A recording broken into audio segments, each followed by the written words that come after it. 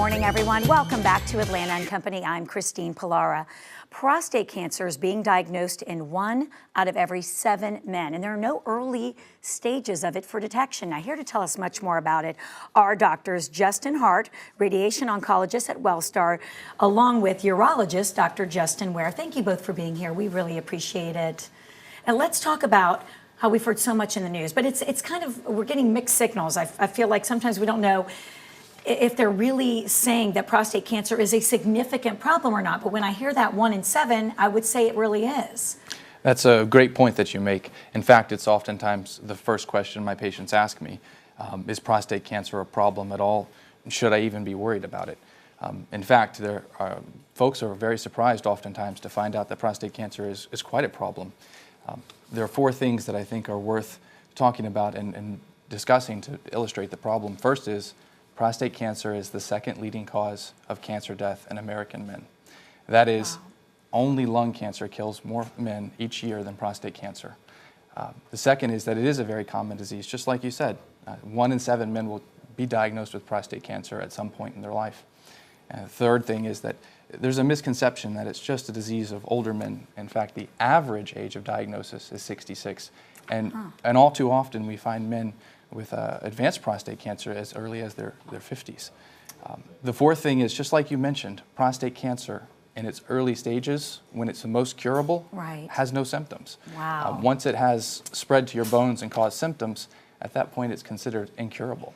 Oh my gosh, so what can we do about it? Because I know we're, Wellstar, you are teamed up with 11Alive, and you do every year to make sure that we're aware of what we can do for all the men in our life, for any of the men who are watching. What tips can you give us for really being aware of what to do if there are no early warning signs? So I think that's a great question as well. So, you know, as Justin said, there are not a lot of symptoms that typically present with prostate cancer, but there's been a lot of controversy in the news, and there are very effective screening methods for catching prostate cancer, especially in its early stages. Prostate cancer screening, studies have shown, can reduce mortality, so it can reduce death from prostate cancer by up to 30% in large trials. So I think it's important to talk about screening. It's important for patients to understand the benefits of screening. And really, that's an important conversation to have with your primary care physician, because, you know, usually screening should be considered about the age of 50 for patients with an increased risk of prostate cancer, such as African Americans or patients with a family history of prostate cancer.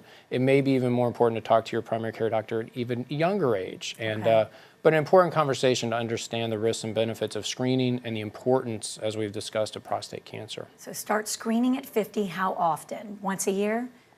Yes, so once a year annual screening is the standard that the studies use, and I think that's the most reasonable approach. There are other approaches where for folks with particularly low PSAs, every other year, or perhaps even less frequently, is another reasonable approach depending upon your own personal risk category. Got it. And so does all prostate cancer need to be treated? So I think that's another area that's getting a lot of attention. And the answer is, in more and more recent studies and over the last decade, we're finding that no, not all prostate cancer needs to be treated. But to clarify, you know, prostate cancer, there are many different types of prostate cancer. And I think as physicians, it's important for us, once a diagnosis is made, to help patients understand, do they have an aggressive type of prostate cancer, or do they have a non-aggressive type of prostate cancer? And really, there are, you know, various forms, and some are aggressive, some are not. And what we like to do with patients is try to review the details of their diagnosis. If they indeed have high-risk characteristics, they have an aggressive cancer that's likely to cause them trouble or harm during the course of their lifespan, we absolutely recommend treatment. Treatment is generally going to include either surgery, where Dr. Watson would work to remove the prostate and any suspicious or concerning lymph nodes, or some form of radiation, which we give in our clinic, where we're actually able to target and try to kill the prostate cancer within the body in the absence of a surgery. Now, for other patients who may have the low-risk prostate cancer, these are cancers that may never travel outside the prostate. They may never turn into something aggressive or harmful.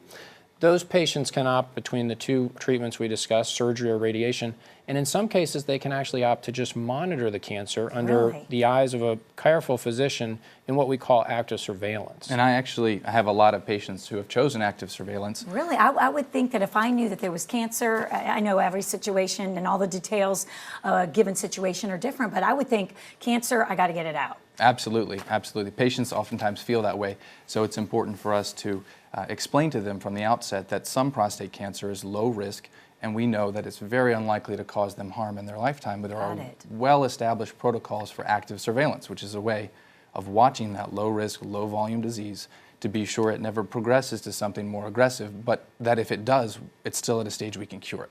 Got it. However, for the more aggressive variants, that's not a practical way to treat them.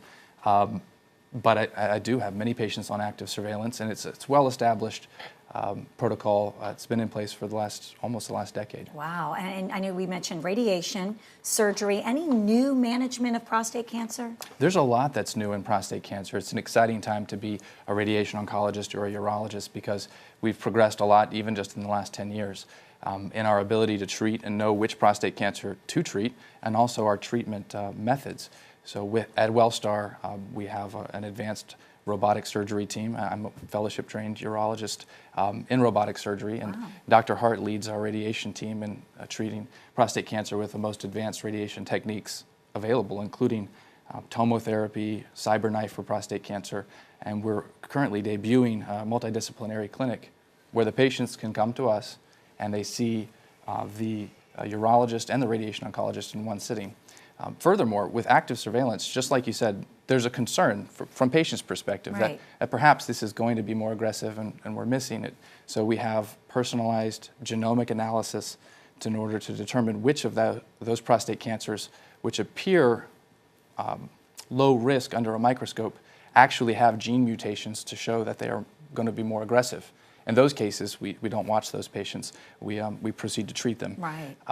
And also, we're using sophisticated multi-parametric MRI. It's a very sophisticated MRI technique in order to determine who maybe doesn't need to be rebiopsied because they're at an even lower risk, or if we rebiopsy, how to target the cancer itself with the biopsy, which is something that hasn't been done to this point. Oh, that's incredible. So it's amazing how science has helped in the way of curing or managing all these diseases and cancers. So thank you so much. I appreciate your time, and thank you for making us more aware of what we need to do, the way we need to get our men to the doctor.